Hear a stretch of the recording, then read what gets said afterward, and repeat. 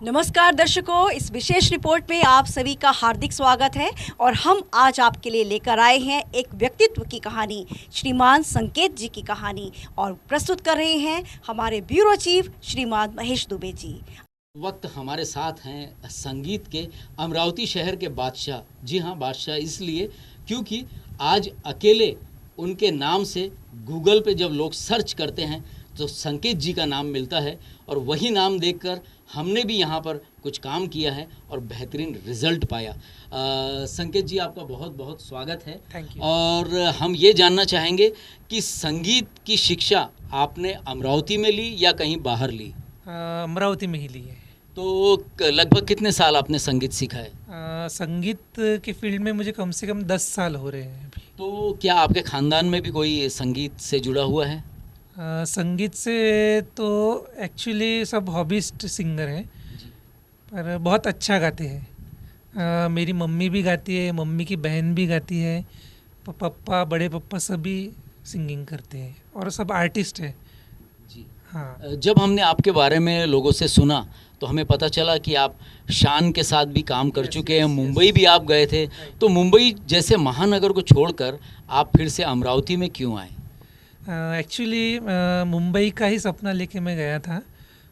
अच्छा अचीवमेंट भी हुआ था। शान सर ने मुझे बुलाया था। एक्चुअली वो ऑल ओवर इंडिया एक कंपोजिशन की कंपटीशन थी, उसमें मैं इंडिया में एक विनर था, टॉप 5 में से।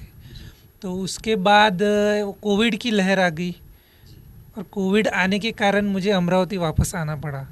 लेकिन वो जो टाइम पीरियड था उसमें मैं जो और नए नई बातें मैंने सीखी संगीत के बारे में, म्यूज़िक का, स्टूडियो का जो नॉलेज रहता है, उसको मैंने बहुत डेप्थ में एक्सप्लोर किया। फिर ऐसा सोचा कि जो काम अपन मुंबई में करने जाते हैं वो अगर यहाँ अमरावती शहर के लड़कों को हम प्रोवाइड करते हैं, प्रॉपरली उन्हें गाइड करते हैं, तो यहाँ के टैलेंट को भी सराहा जाएगा। तो वो दृष्टि से मैंने यहाँ पे ये शुरुआत की। तो कैसा रिस्पांस रहा या कितनी मुश्किलें आई शुरुआत में आपको? मुश्किलें इन द सेंस इतनी मुश्किलें नहीं लगी मुझे, क्योंकि पैशन था पहली बात तो। और जैसे मैं करते गया, जैसे मैं कर्म करते गया मेरे संगीत में, तो वो अपने आप ही सब बातें होती गई। और अच्छे अच्छे नए नए आर्टिस्ट से काम करने को मुझे मिला, उनके साथ मुझे काम करने को मिला। अलग अलग प्रकार के संगीत मुझे खुद एक्सप्लोर करने को मिले। लेकिन जैसे अभी अभी आपने बताया कि आपकी जो पहली हॉबी है, पहला जो आपका जुनून है वो है सिंगिंग, और इस वक्त हम देख रहे हैं कि आप एक स्टूडियो में बैठे हुए हैं और एक इंजीनियर का भी रोल आप अदा कर रहे हैं। तो ये टोटल दोनों डिफरेंट चीज़ें कैसे आप मैनेज करते हैं? एक्चुअली मैं इन्हें डिफरेंट नहीं समझता। एजुकेशन तो मैंडेटरी है आज के दौर में। एजुकेशन करके मैंने ये सब चीज़ें साथ में की है। तो क्या आपने टेक्निकल नॉलेज भी हासिल की? यस।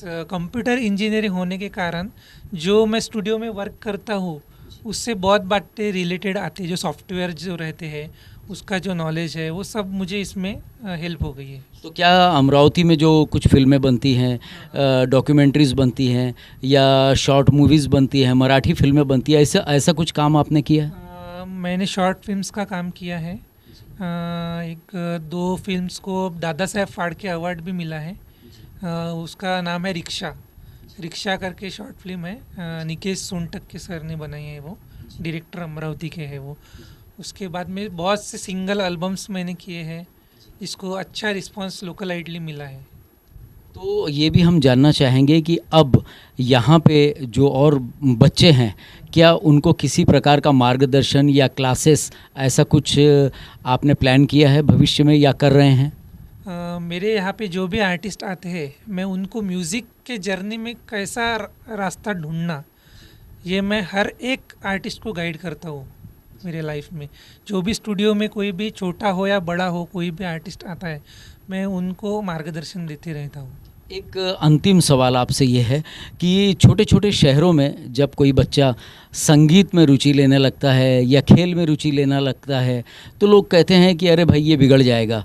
तो एक कैरियर के रूप में क्या अपॉर्चुनिटी आप म्यूज़िक के क्षेत्र में समझते हैं अमरावती जैसे शहर में? के हिसाब से तो पहले परफॉर्मेंस के क्षेत्र में एक रोज़गार है। जो लाइव शोज़ होते हैं, लाइव इवेंट्स होते हैं, उसमें अगर आपका अच्छा सेट हो गया तो आप उसके थ्रू अर्निंग कर सकते हैं। मेहनत तो आपको करनी पड़ेगी, बहुत करनी पड़ेगी। तो वो हिसाब से उतना माइंडसेट आपको रखना पड़ेगा कि मुझे कुछ भी करके ये करना है। और उसके बाद में टेक्निकल क्षेत्र जो जैसा म्यूज़िक प्रोडक्शन है, मिक्सिंग, मास्टरिंग, ये जो टेक्निकल चीज़ें हैं, इसमें भी आपका बहुत अच्छा करियर है। आप फ्रीलांसिंग कर सकते हैं, खुद के प्रोजेक्ट्स बना के आप अच्छे सॉन्ग्स बना के उसको सेल कर सकते हो बड़े बड़े लेबल्स को, या कोई इंडिपेंडेंट लेबल्स भी होंगे यूट्यूब पे, उसको भी आप सॉन्ग्स सेल कर सकते हो। तो ऐसे बहुत सारे तरीके हैं। अभी आजकल के मतलब दौर में रैप म्यूज़िक है, उसका भी बहुत चलन बढ़ गया है। तो उसके जो बीट्स होते हैं, वो बीट्स आप खुद अच्छा बना के अलग अलग टाइप्स के आप आर्टिस्ट को सेल कर सकते हो। उसका जो स्पॉटिफाई, जियो ट्यून्स, सावंस, ये जो साइट्स है, प्लेटफॉर्म है, यहाँ पे म्यूज़िक डिस्ट्रीब्यूट करके उसके स्ट्रीमिंग का अर्निंग भी आप कर सकते हो। चलिए, काफ़ी कम समय में आपने बहुत जानकारी दी। तो दर्शकों, ये थे मिस्टर संकेत, जो कि एक बेहतरीन गायक भी हैं और साथ ही साथ इंजीनियर भी। इनसे हम अगले भाग में और बातचीत करेंगे और इनकी पूरी प्लानिंग आपके लिए लेकर आएंगे। तब तक के लिए नमस्कार, जय हिंद, जय भारत।